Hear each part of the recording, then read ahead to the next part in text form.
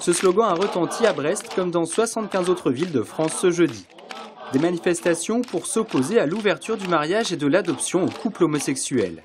À l'origine de ces actions, l'association Alliance Vita, créée en 1993 par Christine Boutin lors des premières lois bioéthiques. Pour ces manifestants, un enfant doit naître d'un père et d'une mère de sexe différent. Le gouvernement ne peut pas nier cette existence biologique, tout comme il ne peut pas nier tout ce que la science nous a appris ces dernières années sur le rôle complémentaire du père et de la mère dans l'éducation d'un enfant. Ce que nous demandons aujourd'hui, c'est qu'il y ait un débat. 63% des Français, d'après le dernier sondage d'IFOP d'octobre 2012, demandent à ce qu'ils soient consultés dans ce débat.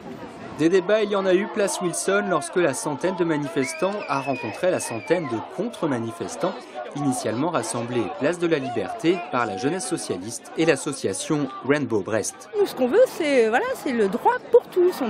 Qu'on nous laisse à nous le droit de nous marier si on le veut.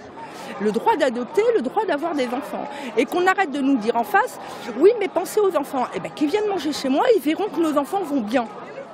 Et puis éventuellement, s'ils vont mal, c'est pas par rapport à ce qu'on éventuellement on est, c'est par rapport au regard de la société. Donc changeons la société, et si ces enfants vont mal, je peux vous assurer qu'ils iront bien. Un projet de loi sur le mariage et l'adoption des couples de même sexe pourrait être présenté au Conseil des ministres à la fin du mois.